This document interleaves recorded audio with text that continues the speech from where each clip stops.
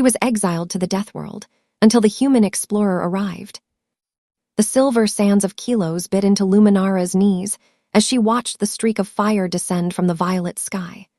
Most species avoided this sector because the gravitational eddies were known to tear light cruisers apart, yet this small, blocky vessel danced through the thermosphere with a reckless grace. It didn't glide like the elegant needle ships of her people. It fought the air, its thrusters screaming in a rhythmic cadence that sounded like a heartbeat. When the landing struts finally hissed into the dust, a ramp lowered, and a figure emerged into the harsh, heavy light of the noon sun. He wasn't wearing an environmental suit, only a thin, dark tactical vest and trousers that clung to muscular thighs. Luminara gasped, her violet-hued skin flushing with a mixture of fear and sudden, inexplicable heat. Humans were rumored to be monsters of bone and sinew, built by a world that tried to kill them every day. Caspian stepped onto the sand, his boots sinking deep into the grit. He took a long, deep breath of the acrid air that usually left Luminara gasping for breath, and he simply smiled. He spotted her huddled near the entrance of her stone hovel, his gaze locking onto hers with an intensity that felt like a physical weight. "You look like you've seen a ghost," Caspian said, his voice a low rumble that vibrated in her chest.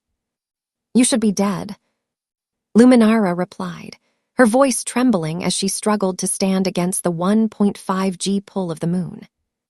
"I've been told that before."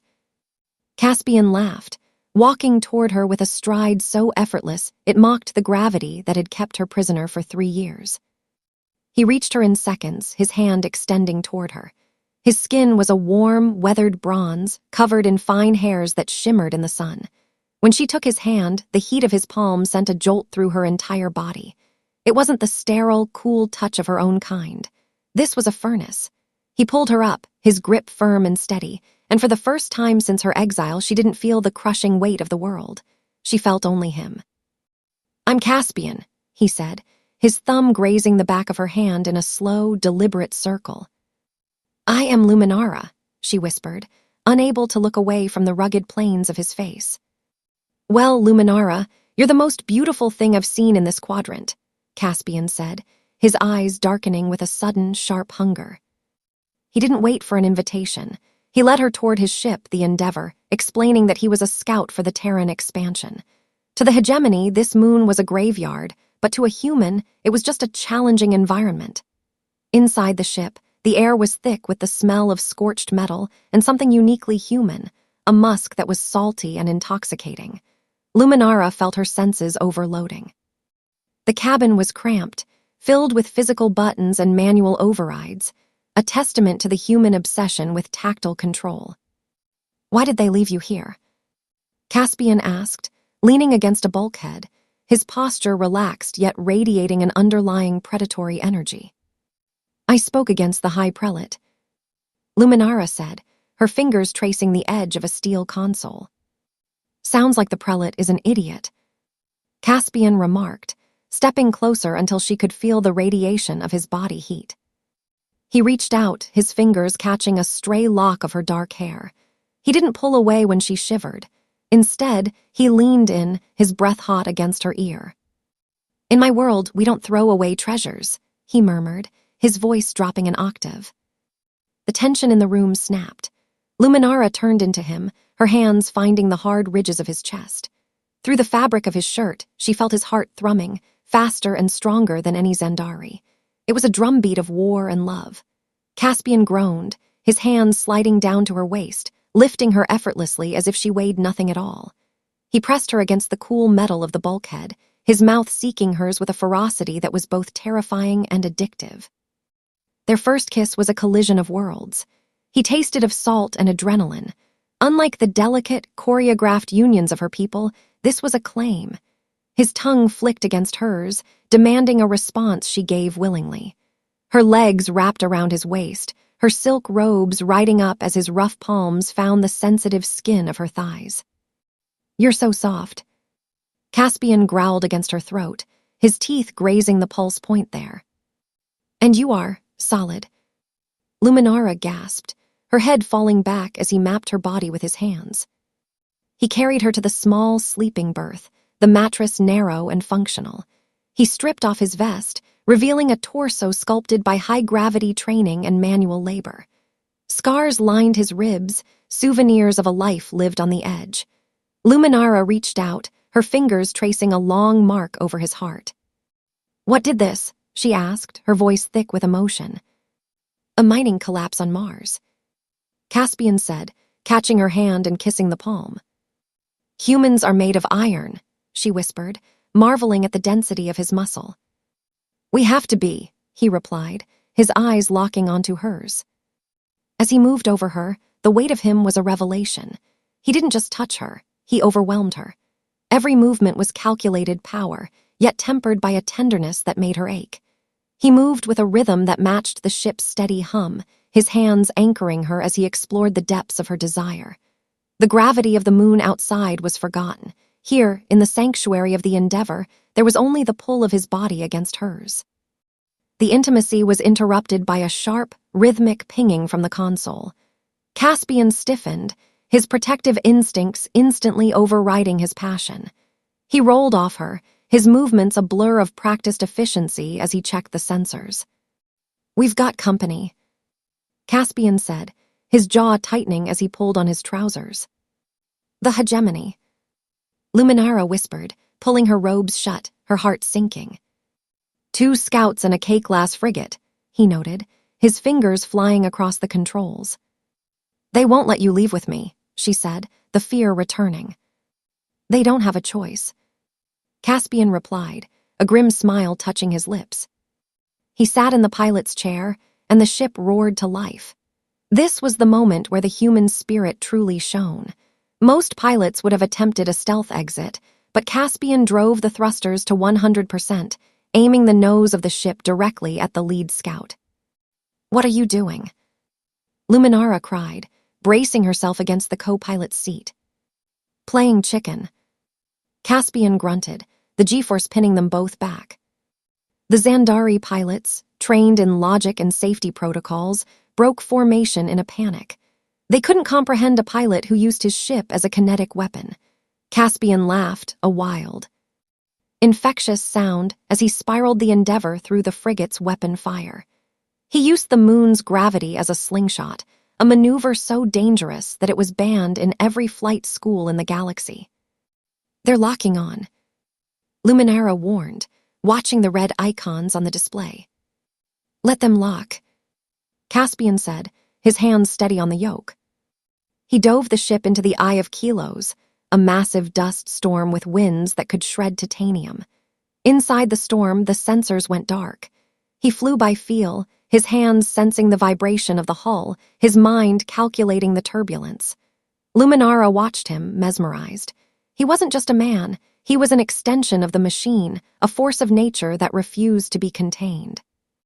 When they finally broke through the upper atmosphere and into the black of space, the frigate was nowhere to be seen.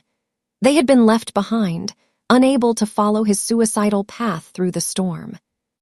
"You're insane," Luminara said, her voice filled with awe. "I'm human," Caspian corrected, wiping sweat from his brow. He turned the ship toward the nearest jump point, but then he paused, looking at her. The adrenaline of the flight was still pumping through him, his chest heaving. "I can take you to a neutral station," he said, though his eyes pleaded for a different answer. "No," Luminara said, stepping toward him, her hands reaching for the buckle of his belt. "Take me to Earth," she whispered. Caspian didn't need to be told twice. He engaged the autopilot and stood, his hands finding her waist again. The danger had only heightened their need. He lifted her onto the navigation table, the holographic star charts flickering beneath her skin. "I'm going to show you what it's like to be loved by a human," he promised, his voice thick with a promise of heat and devotion. The journey to the Sol system took 3 days, 3 days of discovery that transcended the physical. Luminara learned that humans weren't just capable of violence and survival, they were capable of a staggering complexity of emotion. Caspian told her about the oceans of Earth, the green forests, and the way the air smelled after rain. He spoke of his family, his sister Bielana and his father Abraham, with a warmth that was foreign to the cold, caste-based society she had left behind. +3. In the quiet moments between the stars, they shared everything. He showed her how to eat human food, spices that made her tongue dance, and she showed him the songs of her people, melodies that spoke of the stars' loneliness. But it always came back to the touch. He was addictive. The way his stubble scratched against her shoulder, the way his heavy limbs felt draped over hers in the small berth, the way he would wake her in the middle of the night just to tell her she was safe. "Why me?" she asked one evening, her head resting on his chest. "Because you were fighting a world that wanted you to disappear," Caspian said, his fingers combing through her hair. "Humans love a good underdog story," he added, kissing the top of her head. As they approached the Sol Gate, a massive structure of human engineering that pulsed with blue energy, Luminara felt a pang of nervousness. "Will they accept me?" she asked. "They'll love you," Caspian assured her. "And if they don't, they'll have to go through me," he said, his eyes flashing with that protective fire she had come to rely on. The gate transition was smooth, a testament to the human mastery of spatial folding. When they emerged, the sight of Earth took her breath away. It wasn't a sterile, managed world like the hegemony capitals.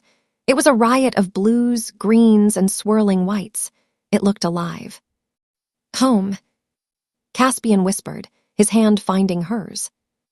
They landed at a private port in the Himalayas, the air crisp and cold. Luminara stepped out, her boots crunching on the snow. The gravity here was lighter than Kelos but heavier than her homeworld. It felt right. It felt like a challenge she was finally ready to meet. A group of people waited for them, including a woman with a sharp gaze and a warm smile. "This is Jadzia," Caspian introduced her. "She's our lead xenobiologist," he added. Jadzia stepped forward, her eyes wide with curiosity. "Welcome to Earth, Luminara," she said, her voice kind. "We've heard a lot about your struggle," she continued. The hegemony, however, was not finished. A diplomatic ship, led by the stern Moan, arrived shortly after, demanding the return of the exiled criminal. The tension in the meeting room was palpable. Moan stood with several armored guards, their weapons humming with lethal intent. "She belongs to the hegemony," Moan declared, her voice like ice. Caspian stepped forward, his hand resting on the hilt of his combat knife. He didn't look like a scout anymore, he looked like a soldier. "She belongs to herself," Caspian countered, his voice steady. "And she is under the protection of the United Earth Federation," he added. "You would risk a war for one woman," Moan sneered. "We've risked more for less," Caspian replied. The human fleet commander, a man named Arthur, appeared on the view screen behind them. The display showed a dozen Terran destroyers moving into orbit. They weren't elegant, but they were bristling with railguns and nuclear warheads, weapons the hegemony considered crude, yet terrifyingly effective. "Leave our space," Arthur commanded. "Now," he added. Moan looked at the ships, then at Caspian's resolute face, and finally at Luminara, who stood tall beside him. She realized that the humans weren't just protecting a person, they were protecting a principle. With a curt nod, she turned and left. In the silence that followed, Luminara felt a profound sense of peace. She was no longer in exile. She was part of something bigger, something fiercer. That night in a cabin overlooking the snowy peaks, Caspian and Luminara found each other again. The air was thin and cold, but the fire in the hearth and the fire in their blood kept them warm. He stripped her slowly, his eyes savoring every inch of her violet skin. "You're free now," he whispered, his hands sliding over her hips. "I was free the moment you landed," she replied, pulling him down to the rug. The lovemaking was different tonight. It wasn't just about survival or relief, it was a celebration. He moved with a slow, deliberate pace that drove her to the brink of madness. He tasted every part of her, his tongue finding secrets she didn't know she possessed. When he finally entered her, she felt a completion that was almost spiritual. They were two different species, born on different sides of the galaxy, but in the heat of their union, they were one. "I love you, Caspian," she breathed against his lips. "I love you, Luminara," he answered, his voice a low growl of possessive affection. As the weeks turned into months, Luminara became a bridge between their worlds. She worked with Nyota and Deanna to draft the first peace accords between the Hegemony and Earth. Her perspective was invaluable, her voice respected, but her heart always belonged to the man who had pulled her from the dust. They traveled together, exploring the fringes of the galaxy. Caspian taught her how to fly the Endeavor, and she taught him how to see the beauty in the silence of space. They faced dangers, pirates led by a ruthless man named Gunnar and anomalies that defied physics, but they always faced them together. In the end, it wasn't the human weapons or the human ships that changed the galaxy. It was the human heart, its capacity to love, to protect, and to refuse to accept the impossible. One evening, while docked at a station orbiting a vibrant nebula, Caspian took her to the observation deck. He knelt on one knee, his hand holding a simple ring made of Kelosian silver and earth-mined diamond. "Will you stay with me, Luminara?" he asked, his eyes vulnerable for the first time. "Always," she said, the word a vow that echoed through the stars. The galaxy would always be a dangerous place, filled with gravity wells and hostile empires. But as long as there were humans like Caspian, there would always be hope. And as long as there was love, there would always be a home. They spent their lives rewriting the stars, proving that the greatest human excellence wasn't their technology, but their refusal to let anyone suffer alone. Luminara looked at her husband as he worked on the ship's engine, his skin slick with oil and sweat, his muscles rippling with every movement. He looked up and caught her watching, a wicked grin spreading across his face. "What?" he asked, wiping his forehead. "Nothing," she said, stepping toward him, her hands reaching for the hem of his shirt. "I just remembered how much I like this ship," she whispered. Caspian laughed, pulling her into his arms, the scent of him, oil, sweat, and pure, unadulterated man, filling her senses. "Well then," he said, his voice dropping into that familiar, heated rumble. "I think it's time for another flight," he concluded. The Endeavor sat silent in the hangar, but inside, the heart of humanity beat strong and true, a rhythm that would never be silenced by gravity or time. They were the pioneers of a new era, one where the boundaries of species were as fluid as the nebulae they explored. And as they drifted into sleep, wrapped in each other's arms, the stars outside seemed to burn a little brighter, acknowledging the power of a single, defiant love. The history of the galaxy would remember them, the explorer and the exile, not for the wars they stopped, but for the world they built together. A world where a human could look at a death trap and see a home, and where an exile could look at a human and see the future. "Are you ready for tomorrow?" Luminara asked, her eyes fluttering shut. "With you," Caspian murmured, his grip tightening around her. "I'm ready for anything," he said. And he was, because he was human and she was his, and that was all that mattered in the vast, beautiful black of the universe. The legacy of their union would inspire others, like Kira and Finn, to look beyond their borders. The hegemony eventually softened, its leaders realizing that the human spirit was not a threat to be managed, but a force to be embraced. Years later, on a quiet beach on Earth, a young girl named Isla ran through the surf, her violet-tinted skin shimmering in the sun. She had her father's eyes and her mother's grace, a living testament to the day an explorer refused to leave a woman behind. Caspian and Luminara watched her from the shore, their hands intertwined, their hearts full. They had survived the Deathworld, the exile, and the politics of empires. They had found each other, and in doing so, they had found the soul of the galaxy. "Look at her go," Caspian said, his voice thick with pride. "She has your spirit." Luminara replied, leaning her head on his shoulder.